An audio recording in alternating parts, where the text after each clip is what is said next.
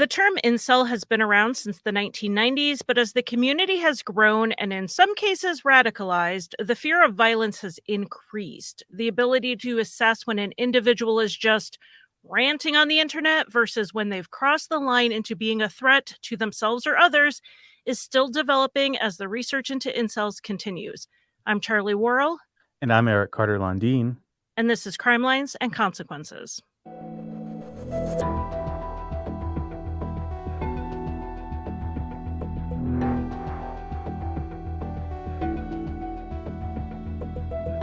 So welcome to Crime Lines and Consequences. Hello, Eric. How are you? I'm doing great. How are you? I'm good. We have two guests today, one podcast, LA Not So Confidential. We have Dr. Scott and Dr. Shiloh. Do you want to introduce yourselves and your podcast a little bit? Sure. I'm Dr. Shiloh. Thank you, Scott. I'm a forensic psychologist in Los Angeles, and I do this podcast, LA Not So Confidential, with my absolutely bestest, closest friend in the whole world, who happens to be a forensic psychologist too. So it's kind of a good match. We actually met in our internships many moons ago. So as far as me and my current work that I do, I specialize in law enforcement and police psychology now.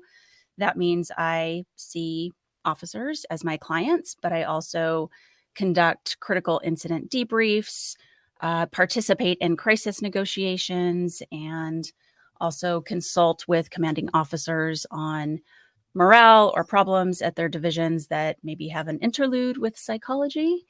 But yeah, between Scott and I, we have done a lot in the last several years in our careers. So hence the reason we decided to start a podcast that's based around forensic psych. Scott? Yeah, so Dr. Shiloh covered most of it. We met doing our internships at a forensic site. We were working with pre and post incarceration sex offenders and people with chronic and severe mental illness returning back to the community after incarceration. Shiloh attended a really heavy forensic psychology program.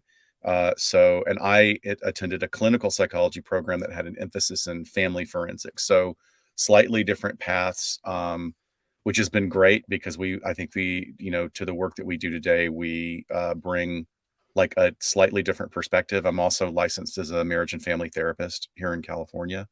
I worked as a law enforcement psychologist briefly a few years ago, but for the bulk of my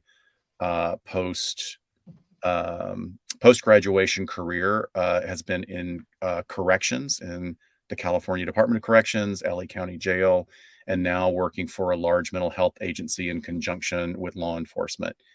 And Dr. Shiloh always buries her lead. Like, she's former law enforcement, which is a really valuable component that she brings to our discussions.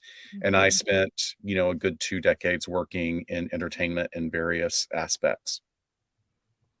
So you have similar education backgrounds, slightly different, but then your backgrounds before forensic psychology are vastly different. Yeah. Very different. So that really lends itself to bringing different perspectives to your show. Yeah, certainly. I think that it played into us just becoming really close friends because, there's an age difference. He grew up and is from Alabama. I'm born and raised Southern California, and just our worlds kind of collided in this really weird setting in 2008. And it certainly has been fuel for a very good, deep friendship. But also when I got this crazy idea to start a podcast, it works. And we have a certain formula where we don't really pick a case per se and dive into a case deeply.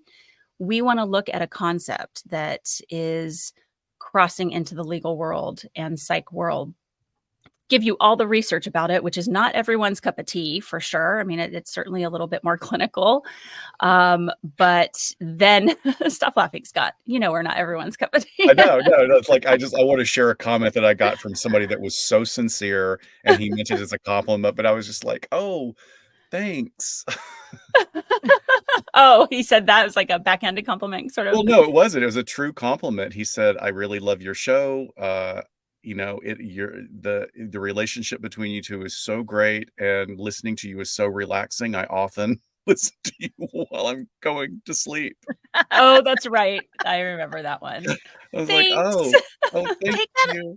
No, that's a compliment about how level your audio is. So thank your editor Okay. for making that Okay. even audio. We do have a fantastic Mhm. editor. We really have a Yeah. fantastic editor. But Yeah. yeah, I mean, our podcast, which, this was really, it emerged from Dr. Shiloh's idea. And, I thought that I mean, I had a hard no at the very beginning. I was like, nope, not going to do it.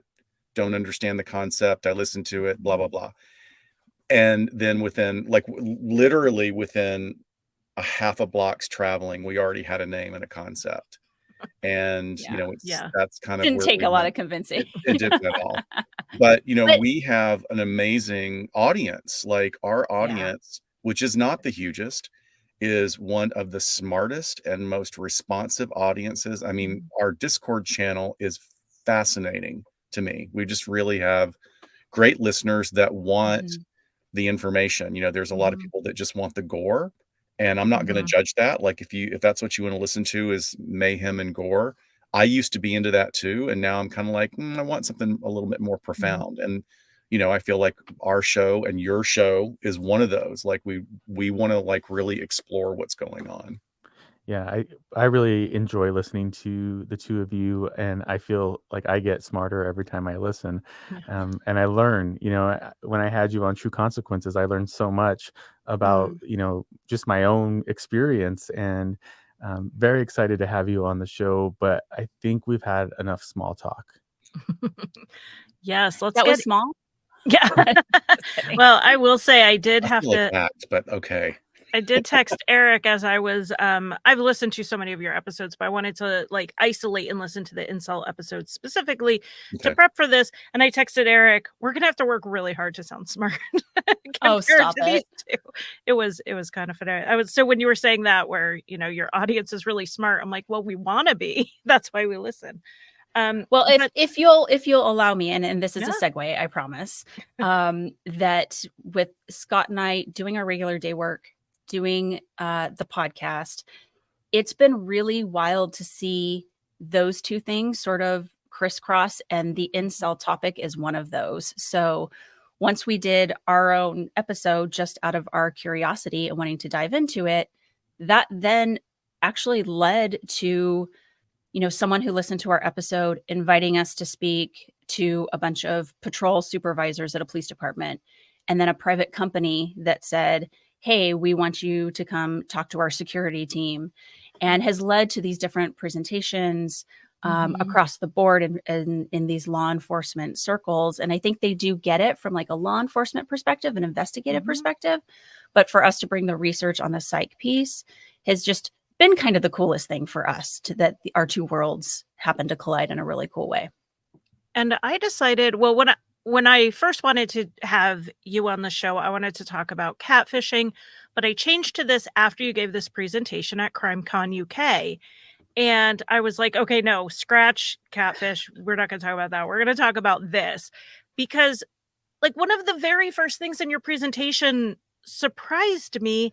And it was that the online incel community was started by a woman. And Yeah. I was Right? like, okay, well, you've changed my entire perception with one sentence, right? And so how did that even get started?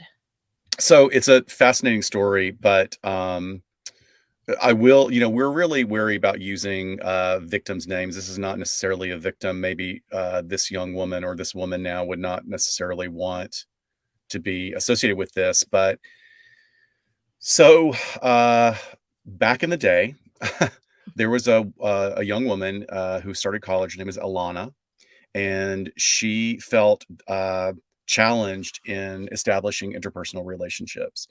And she started back in the sort of pre-advanced web days. She started a Usenet group, which is for us old folks, like a very simple, basic website or relay chat.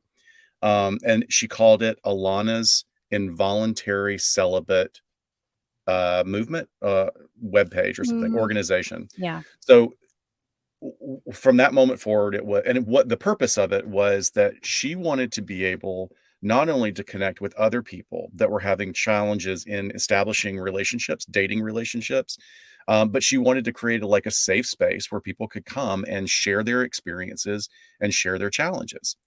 And yes, thank you for the correction. It's the Alana's Involuntary Celibate Project. So uh, a wonderful thing happened.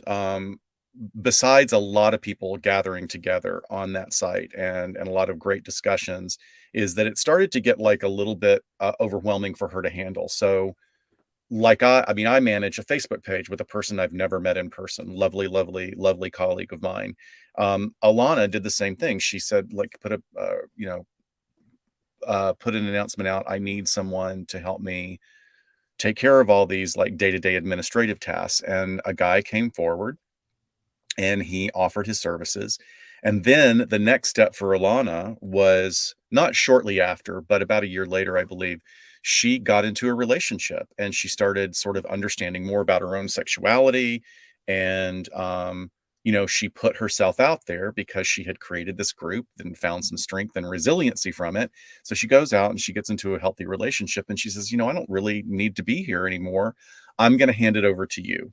And to me, without going down a completely different rabbit hole, I think this is sort of a metaphor for what happens in culture, is handing it over to someone that you don't know, that has a very masculine and at that time moderately misogynistic take on it. And very quickly, the website, it had now advanced to a website, became just overrun with predominantly men, and they started attacking the women on the site. Women felt very unsafe.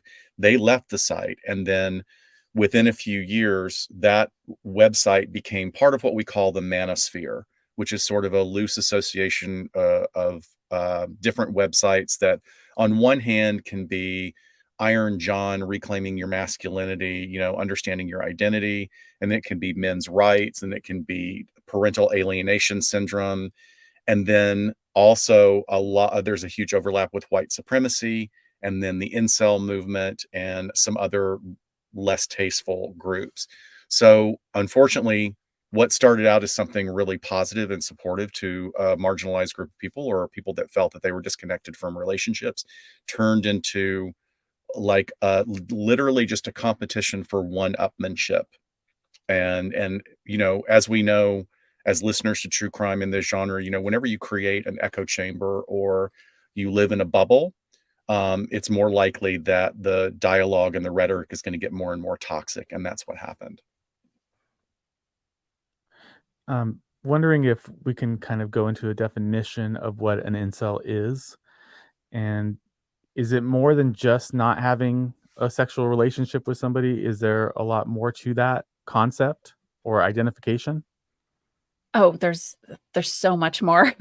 Yeah, it's almost hard to give a definition. And I think now even more so with research that we're starting to understand more about the population, and also trying to tease that out from the reason we're all talking about this in the first place is really because you've had a handful of mass violence or mass casualty incidents that have resulted from people who have either self-identified as incel, or where after the fact, usually they die by suicide, or in a suicide by cop situation, we find it after the fact in some writings of theirs.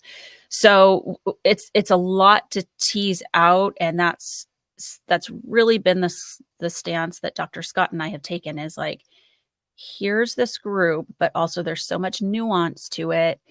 And always our takeaway is this does not mean that every single person in the incel movement or who identifies as incel is going to act out violently. And the research is starting to support that now.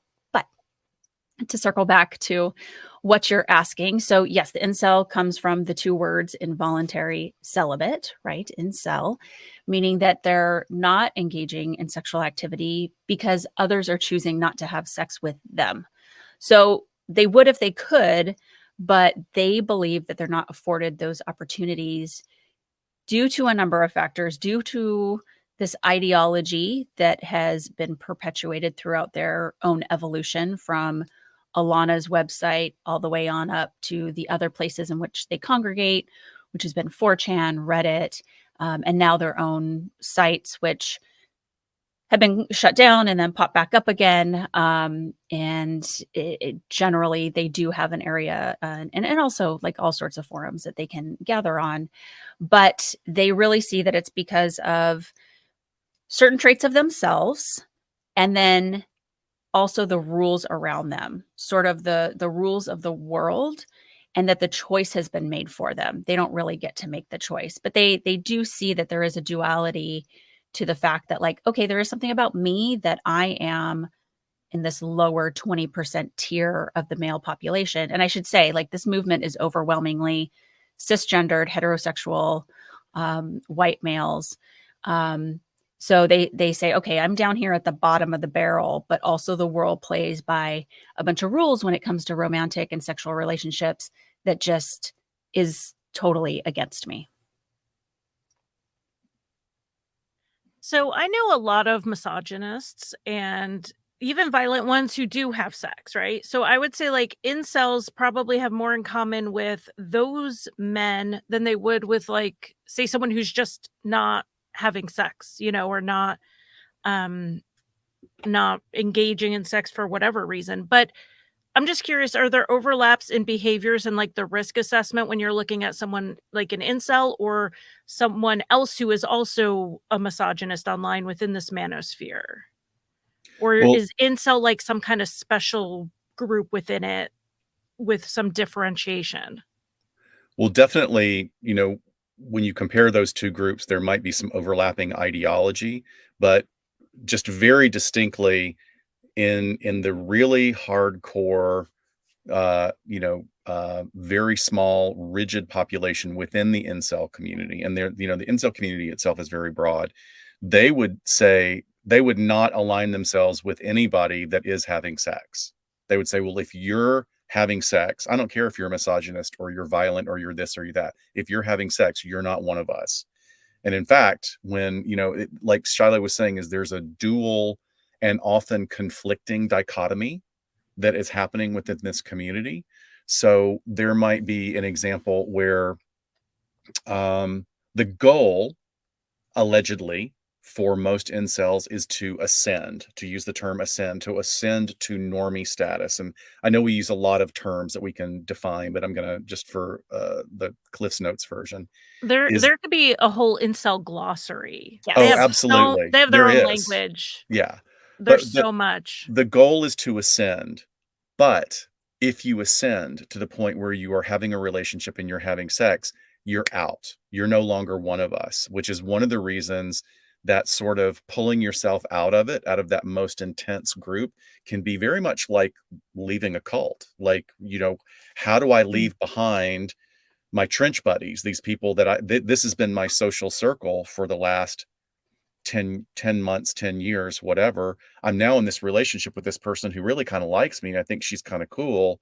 And then they're getting shit from their former friends. So it really gets very complex in that way. I'm sure that there's a lot of difficulty separating yourself from that identification of being an incel, right? So even if you are in that relationship, I'm sure there's a level of guilt and probably like a level of not really knowing who you are because you've identified as this kind of, in this group for so long. So I can imagine there's probably a lot of conflict inside when you're ascending.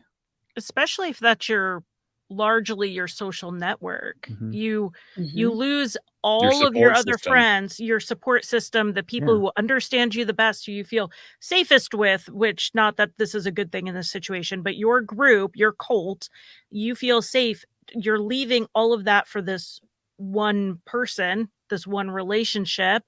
I imagine that there's probably people within the community who have secret relationships in real life that they're not going to mention to their incel friends. But that's really interesting how the goal is to ascend out of the group, but but that's cutting off your social circle. Yeah. And once you do it, you're not accepted anymore. Right. And that's why Yeah. most cults' goal isn't to get you to leave, it's to get you Right. to stay. So that's a very interesting, I mean, I think we'll see that in a lot here, and you've already kind of mentioned that they have these conflicting thoughts that they hold at the same time. Absolutely. I mean, we repeatedly call it the mental gymnastics that they have to go through, because not to mention like their ideologies on other things that just do not make sense. They do not jive, even if you're just going to look at the logistics of it.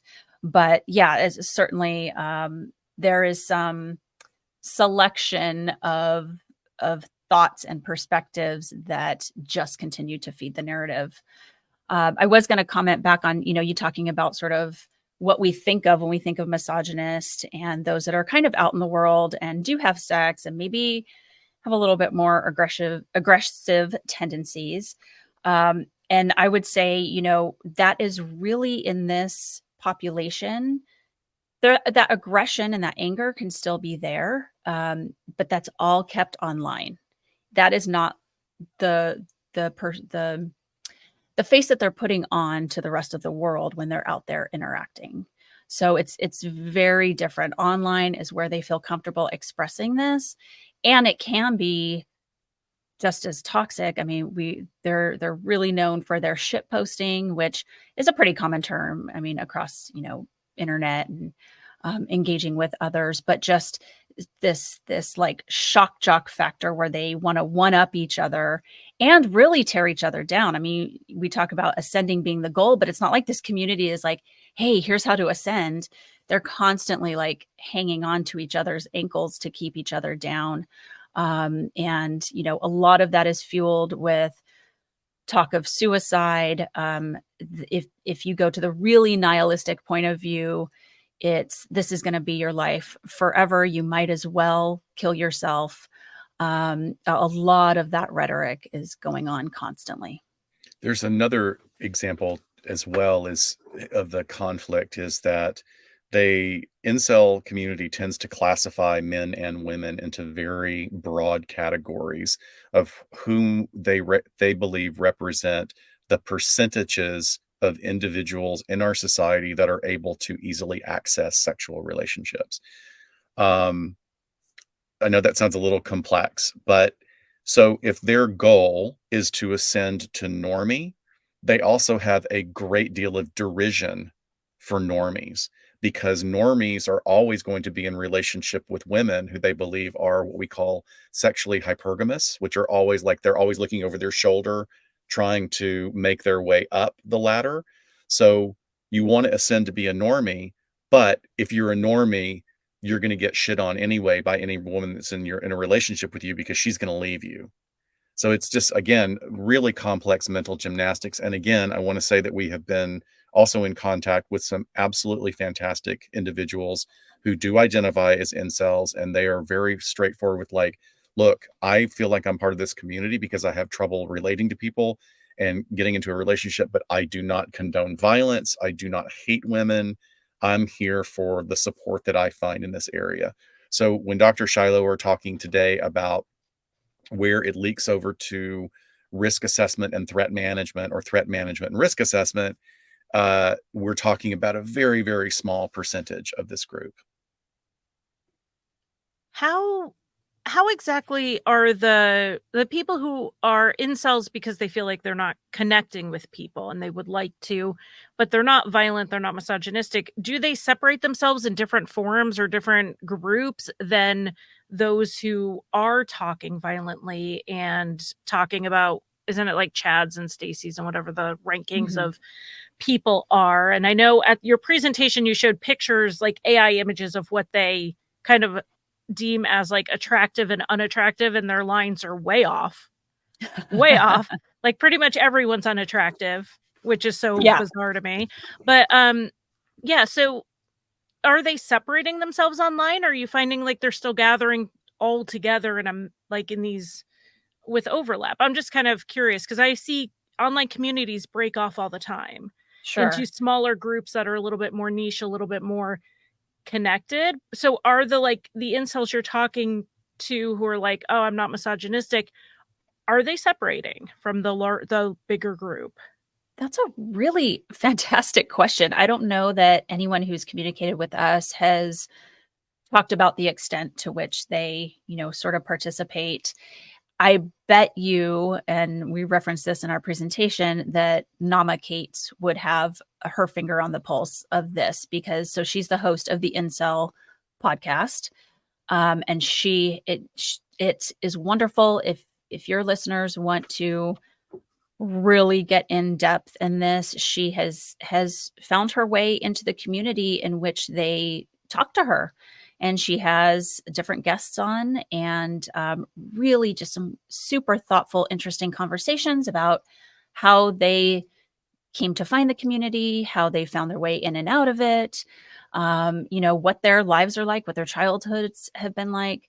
But she is very, very on top of how the underworkings of, their everyday behavior online is. So I would love to ask her that, because I have no idea. I mean, Scott, do you have any inkling as to branching I'll off? tell you what my theory is without hard data is I believe that, I think I use myself as an example on Reddit. I'm a huge, I have to pull myself away from Reddit because Reddit is incredibly informative and some of the funniest things I have ever read in my entire life. Like, these people are funny and quick, but I'm a lurker. Like, I rarely post, but I can spend hours just reading and, thinking about some of the really brilliant people that have posted on there. And of course, like any website, there's a lot of lame ass, terrible stuff on there as well.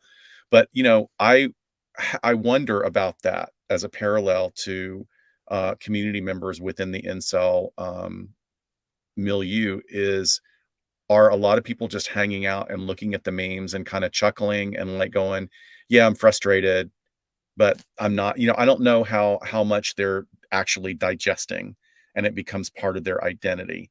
I'm wondering, and if I'm curious about what that percentage slice is of how many people actually really hardcore are identified with this belief system, because I know it's an even smaller subset of those that will potentially act out in violence or encourage others to act out in violence.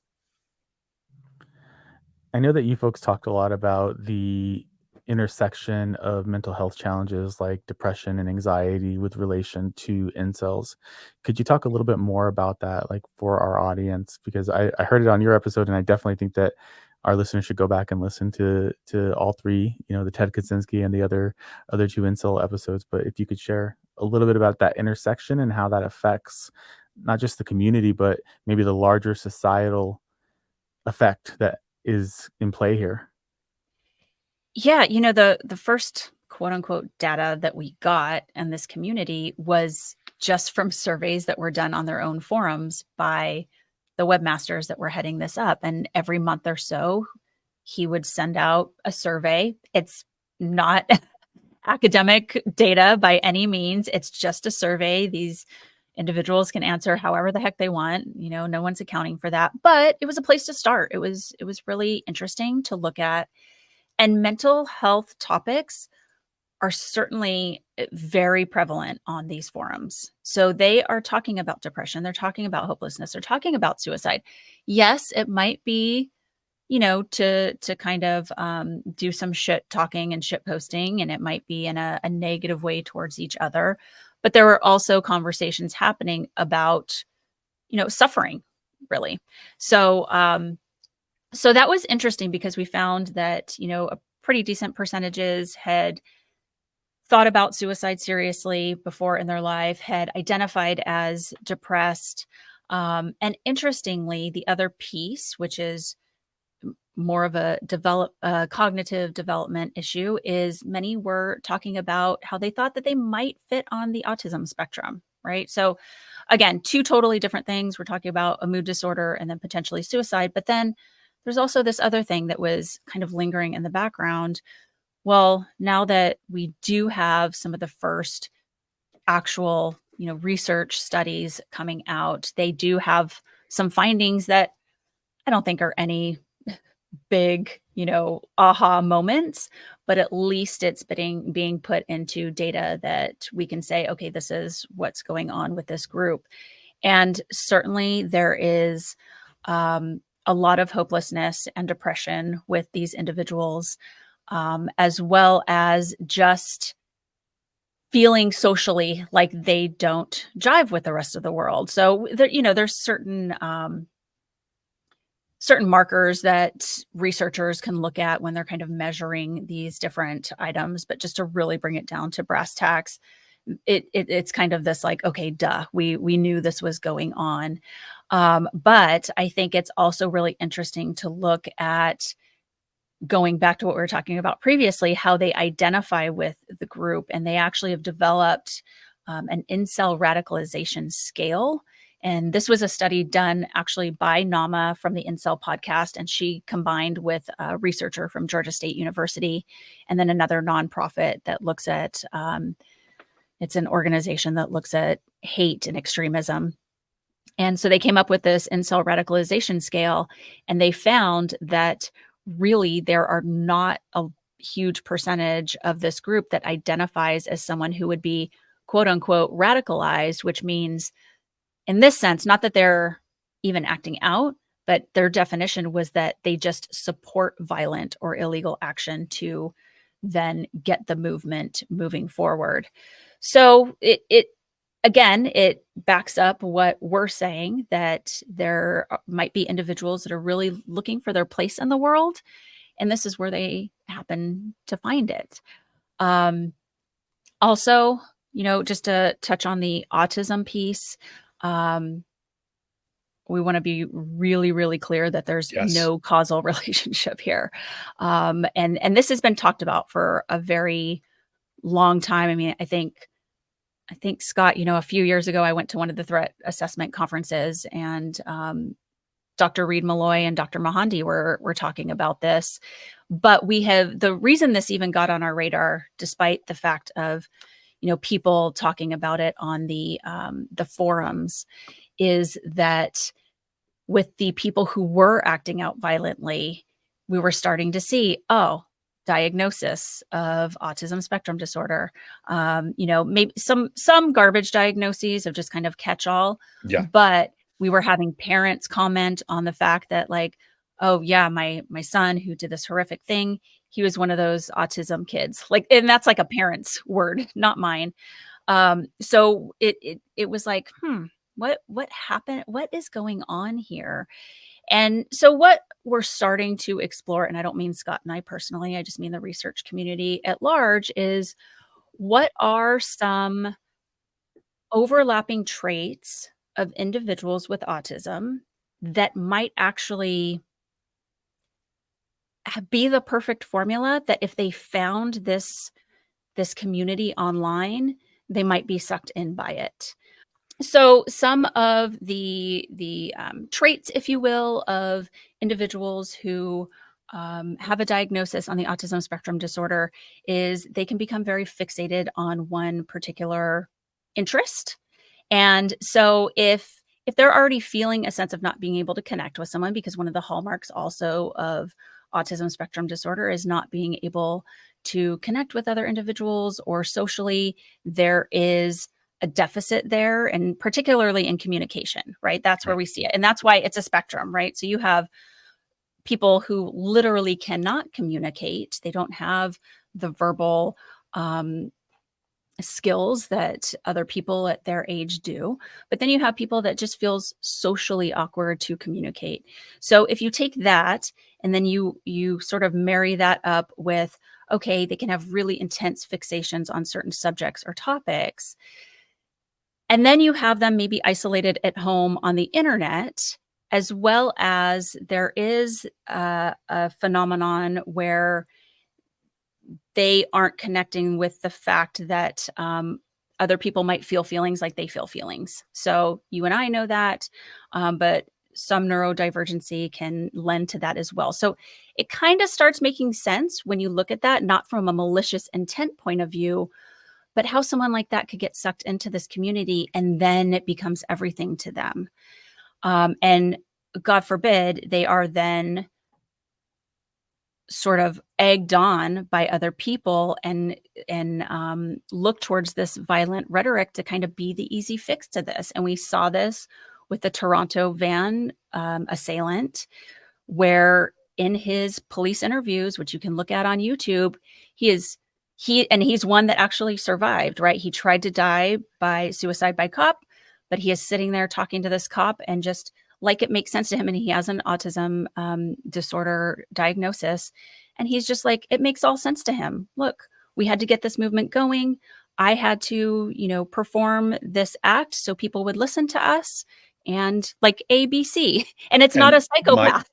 My job is to convert their living status to a death status. That was my job. Right. So it's very different from like a BTK psychopath talking very dryly about his crimes. This is just matter of fact in the way that an individual's brain's working. There's something very interesting too when we talk about neurodivergence, where there's a parallel between a pathway that an individual who is neurodivergent is on that is really similar to someone with long-term depressive issues and challenges with anxiety. One of the phenomena that's been going on for almost 30 years now in Japan is a group of people called the hikikomori. Are either of you familiar with them? Okay. No. So for your audience members, hikikomori are people that just sort of retreated from the world. And they're retreating from the world in the middle of enormous urban centers by never leaving their room. There are now people that have not been out of their rooms in over 20 years. And they live a virtual life. They interact with people on message boards, and they order food, or they have, in this case, is what's really going to be challenging is they have elderly parents who have been taking care of them that are going to be on the end of their mortal coil pretty soon. And even Japan is like, how are we going to deal with this issue? So the reason I use that as an example is that when you speak with people that are on the spectrum and started out on the more chronic and severe end of the autism spectrum, which means their internal mechanism is to retreat from the world because the world is too overstimulating. And we have some very controversial schools here in the US that have used quite intense means to pull people out of their internal experience. It's very controversial. Don't want to go into that. But I think what's valuable in this conversation is that when we interview, 60 Minutes did a great interview, and two of the individuals that had been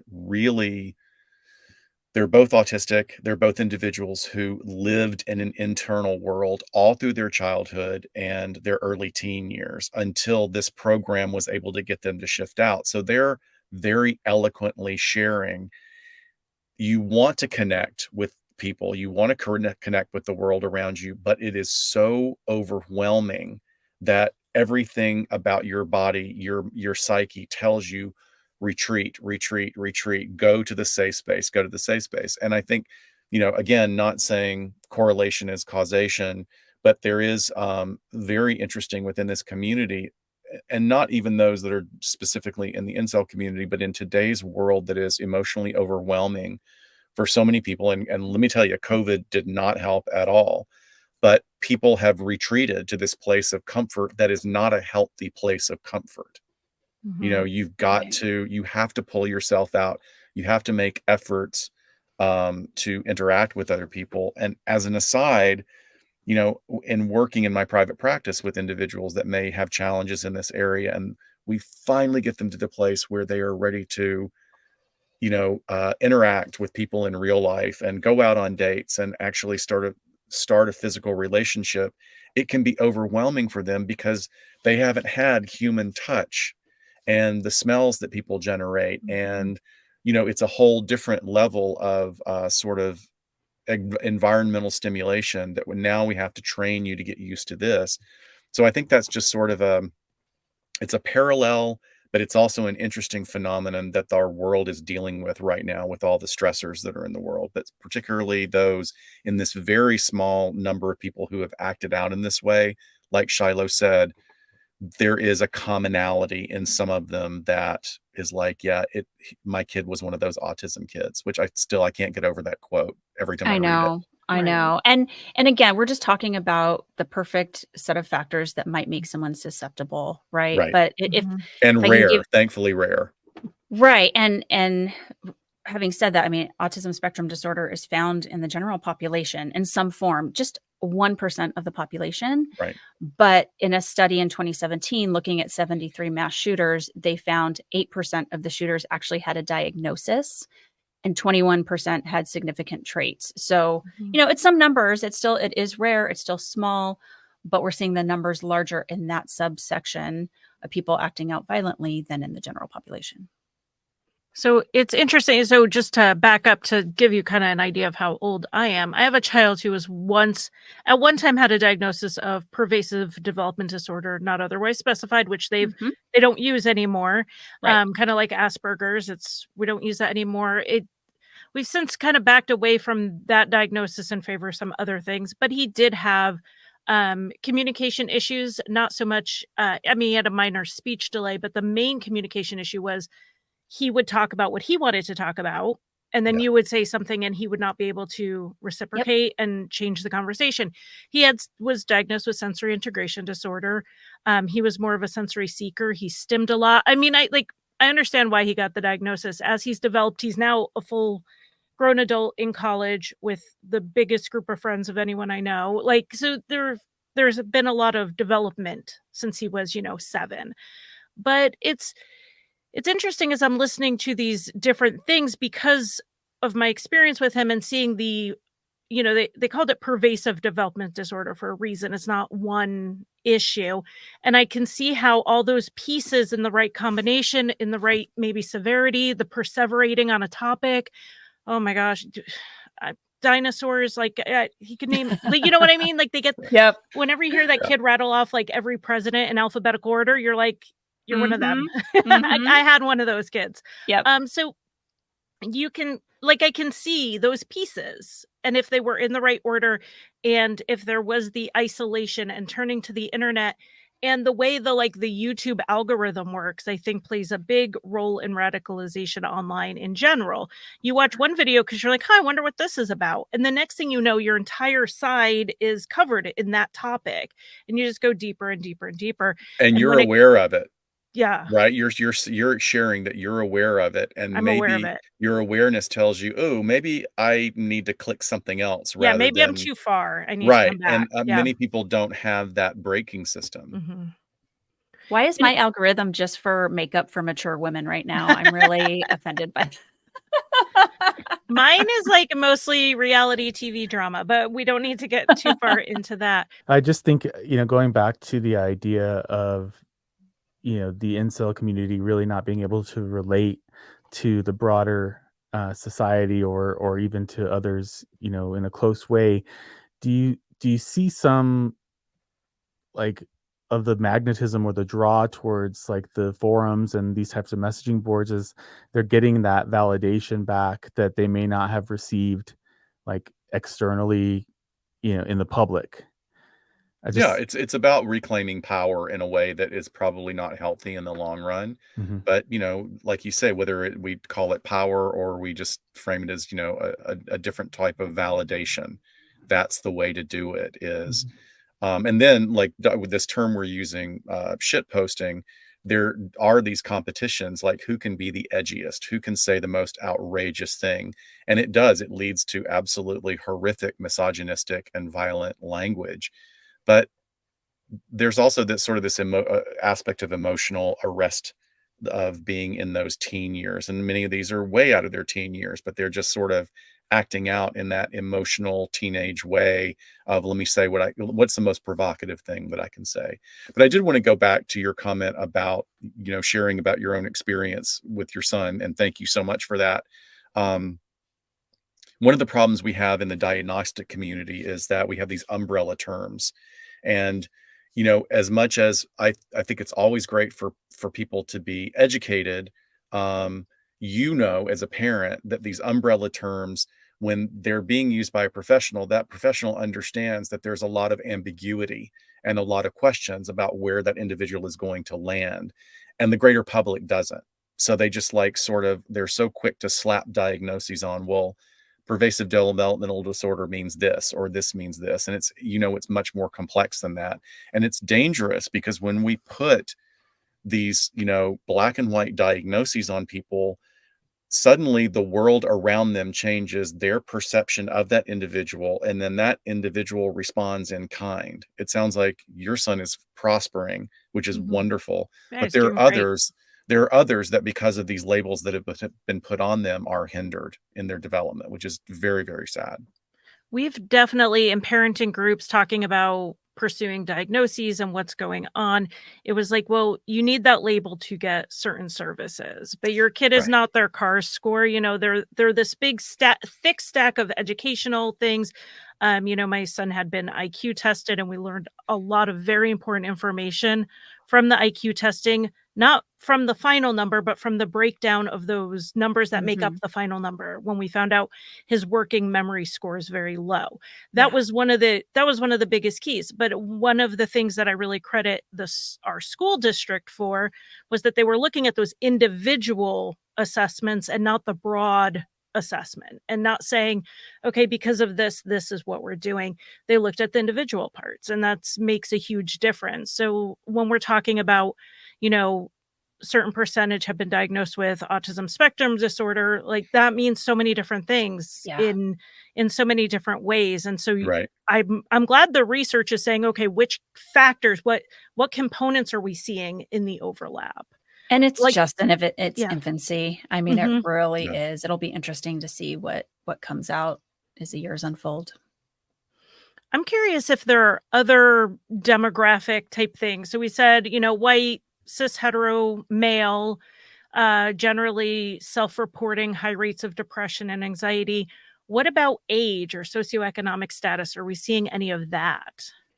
Yeah, we have some of that from early on. I'm sure the more recent studies have probably captured that. It's kind of a normal thing that you put into your research, is Right. gathering that data. I didn't necessarily pull those from the more Mhm. recent ones that were looking at mental health issues, but going back to when it was incel.co, it's not anymore. I think that's a porn site. So if your listeners go there, just be prepared. But when they would put out their surveys, they saw that it was really kind of the like 15 to 25-year-old range. So we're talking about adolescent boys who are still living at home. And the majority of them were still living with their parents. As well as, there were, I don't know if it was a high majority, but certainly over half of them were enrolled in school or had jobs. Now, it didn't break down whether or not that school or that job was work from home online or not. But at least some of them, it seemed like, were out in the world a little bit. And those were just United States and like Western European countries, I think, that they got that data from. Okay. Is this a United States, Western European thing? You mentioned Japan has a subset of people who have just retreated into their homes, but they're not carrying out mass attacks or talking about it online. Like, is this really our problem? Like unique to us? Well, I would say that it does tend to be more the Western world, and sort of another example of something not too pleasant that, the US has exported to other countries. I think we've, kind of thrown it back into Europe, or we've had that influence, but so much of that has to do as well, or the development of it has to do with American culture. There's this idea of American exceptionalism, and that sort of even if you're not aware that that's the culture that you've been born into, that leads to a sense of entitlement. Even though you have no confidence, you feel like you don't have personal skills, you can still feel entitled to a relationship, and you're entitled to all these things that come along with the relationship. And then you mix it in with this toxic rhetoric, and it becomes an entire thread that absolutely extols that the incels need to move forward with having the government supply them with girlfriends, that they should be assigned girlfriends. Now, who knows if the original poster of that actually meant it? You know, it might have been something that was just thrown out there to stir shit up, but it really caught on with some people that have actually written manifestos around it, like, or manifesto length screeds that have been posted on the various websites. So it's interesting that I think, like Dr. Shiloh was saying early, is this like this particular constellation of characteristics and events and development that lead to only the violent, that small subsection of those that act out violently. But then there's a smaller section that gets sucked into it. And I really do believe that sort of this idea of entitlement and an idea of, as toxic as it sounds, I think these individuals sometimes feel special, because using that metaphor that you saw this that we explained from the Matrix is that they feel they were given the choice, and the choice of taking the red pill woke them up. They have information that makes them special and unique and connected to this community, and the rest of us are all sheep.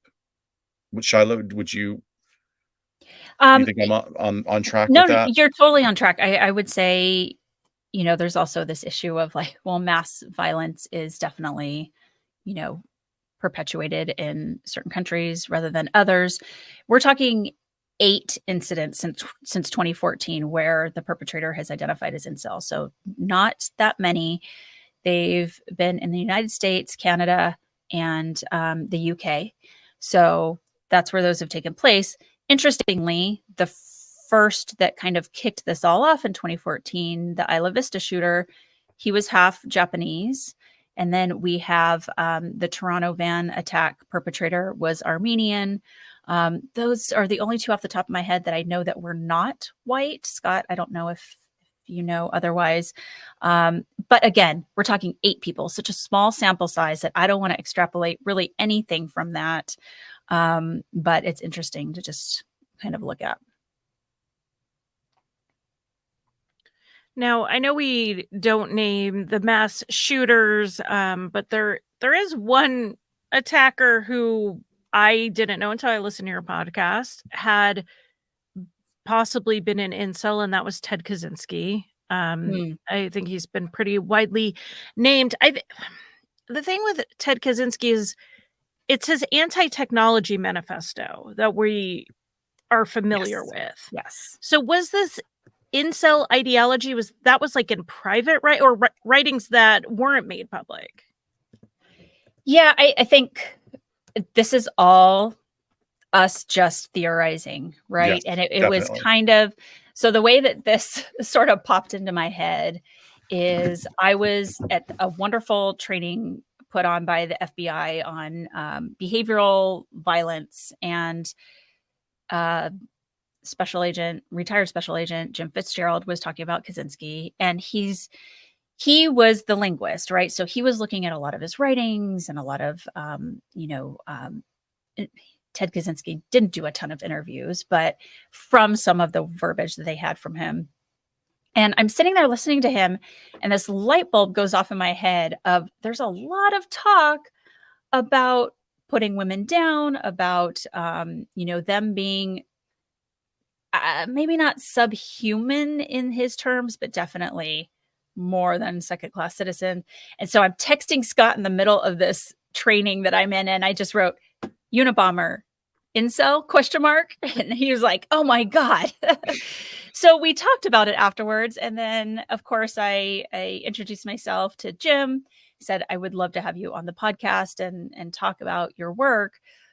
And then later I was like, and we also have this kind of weird theory, because if you look at, it was certainly different times. Certainly incel ideology was not a thing when Ted Kaczynski was out there sort of trying to connect with women.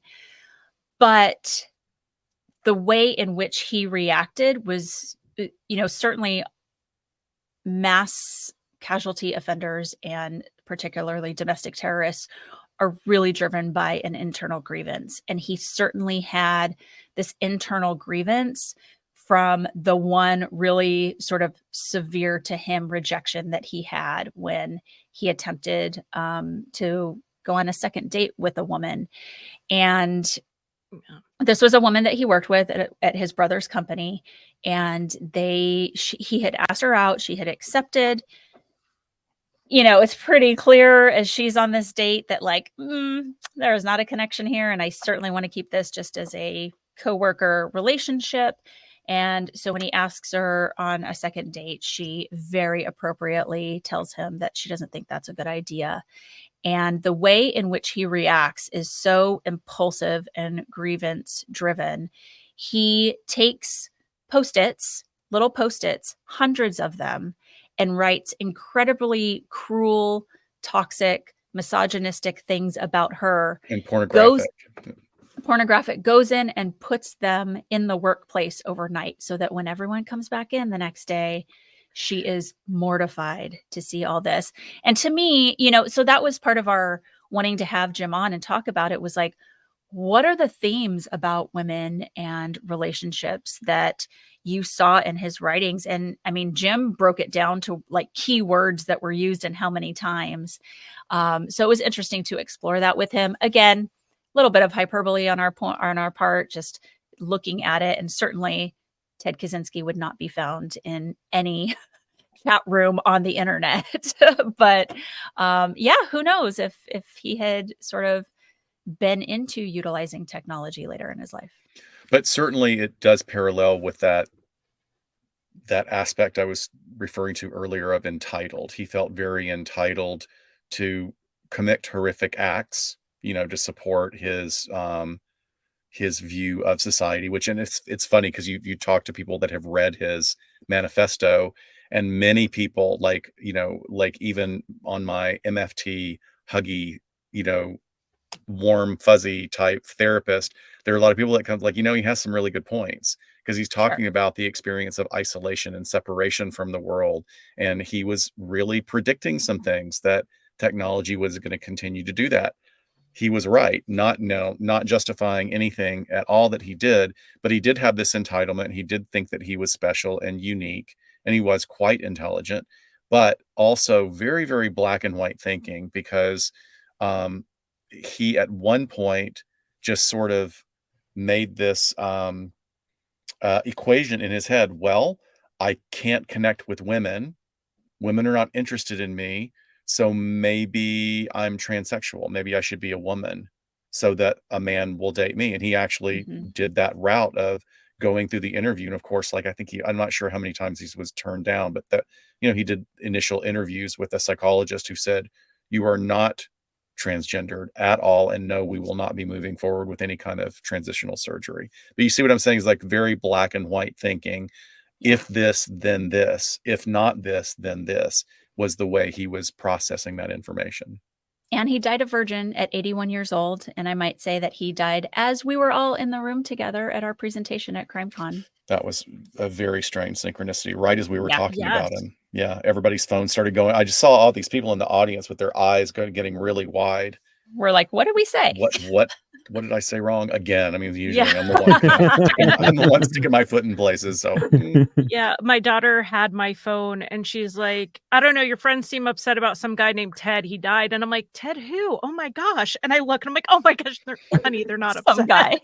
Some guy named Ted. Some guy named Ted died and all your friends are texting you. They're very upset. And she's like trying to break the news to me. And I'm like, who's Ted? And then I look, I'm like, don't worry about it. That'll be the name of the stage musical of his life, is Some Guy Named Ted.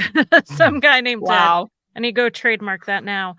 But talking about Kaczynski's kind of interesting because he does have a lot of that underlying ideology, but also those little pieces that lead up to this. So then it makes me wonder, he did this without the incel forums. It makes me wonder if these 8 mass casualty perpetrators would have done it under some other ideology or some other, like, it's not necessarily, it's incel happens to be where they came up from. So if we separated them from the incel movement, would that have prevented that, or would they have done it under some other ideology? That, I mean, obviously that's fascinating. Know. That's a great question. That's a really great question. It really Eric, is. I look a little smart right now. A lot smart, Charlie. So I don't know. I think when we look at mass casualty perpetrators, they all have a grievance, right? And we just did an episode on domestic terrorism and touched on this from a lot of different facets. And this is a passion area for Scott and I in the threat assessment world, is looking at those who act out violently, whether it's school shootings, domestic terrorism, what have you. And these perpetrators always have a grievance. It might stem from domestic violence. It might stem from a political, association or view or perspective, maybe even religious, right? So I have come to the conclusion that the incel ideology is just one other grievance under the umbrella of mass casualty perpetrators. Now, it does take a certain personality to be there, for sure, to have that personality and have the grievance match up, and then kind of go down what is the pathway to violence, because there is an entire pathway. Scott and I, the rhetoric, especially in our world, is you do not just snap. I don't care that there's an Oxygen show named Snapped. You do not just snap. It does not happen like that. But and we do have some very particular points on that pathway to violence that we see with just about everyone. But I think, Charlie, you're talking about going back to those beginning stages, like who gets on that path and who doesn't. So who's to say, they wouldn't have maybe even glommed on to some or other part of the manosphere, and then that took them in the direction towards violence. Perhaps. I think it's a really good hypothesis. Again, it's always the idea that to me, there are two areas when it comes to radicalization, or two sort of foundations: is something is being taken away from me or something is missing. And, in the wonderful research that's been done by the FBI about radicalization of Islamists, that's what they go after in these populations of young men that they don't live in the Middle East anymore. They've migrated to Central Europe, but they go to like, what's the purpose of your life? You barely got a job, your family's struggling, you have fried chicken one night a week at Nando's, you hang out with your buddies. What is your purpose? You have no purpose. And they dig into that and plant a very toxic seed. That, I think, is certainly one. I mean, the research shows that that's one route, but this is different. This is the idea that something has been taken away from you that is essentially, it's essentially, what do I want to say? Not given to you. It's part of your God-given right to be able to have sex. Like that is like, so somebody has taken away from me. And yeah, I'll take some responsibility that maybe I should exercise more, or I shouldn't, walk through the streets with my shoulder slumped. But really, whose problem it is those women. It's the women that are like sexually hypergamous and always looking over their shoulder for somebody better than me. They're the ones that are the problem. And that is the echo that is multiplied and amplified in that manosphere section. That's one of those spots where they're like, this woman won't be with me because I look like this, because they're looking for someone else. But then they literally spend all their time online putting down women's looks. Yeah, I know. Mental gymnastics. Yeah. Can't wrap your head around it. Is. It's there's a meme that was out years ago that was like a guy watching a beauty pageant on his television, and he's like kind of almost like prone on his couch. He's laying out, he's got like a bag of Doritos on his chest that he's eating. And he's like, like he like looks at Miss Venezuela, this, sort of, paragon of beauty, and goes, yeah, thighs are too big. Just like, whoa, there's this disparity about how men view. I mean, I'm making a generalization. I just don't see that. We don't see that happening quite as much in the female population back towards the male population. So to kind of bring this to like a day-to-day takeaway, because that's kind of where my brain is. I have 5 sons. I have 6 kids total. 5 of them are boys. So that's a lot of boys. Now, 3 of them are adults already, and they're, raised, but I have 2 that are in elementary school. So what parenting advice would you give someone like me who has all these boys, and I want to keep them from going down a path like this? Particularly, if I have a son that does have, some of those traits that keep him from being, fully socialized or finding socializing with people easy? Well, I kind of retreat or resort to my training and experience as a marriage and family therapist, is that the key to that is communication, and that is not easy with teenagers, whether they're male or female, because there is, this natural process, or I love my overused term, biological imperative, that part of your growth and development and your separation from the family unit so that you can form your own identity is called individuation. So that's where the growing pains in relationships come. And that's where teenagers who get snarky or act out or retreat, because they're dealing with basically just being flooded with so many chemicals, and they're living in a world that is so overstimulating now and so stressful compared to previous generations. But if parents can make the effort to talk, and if you can, communicate to your children, to your boys, that, like, look, I'm here for you. And, I want to have this conversation, and I want you to know that I will hear you and I will listen to you without judgment. And I'm not trying to be your friend. I'm trying to be your parent because I want to help you navigate this world.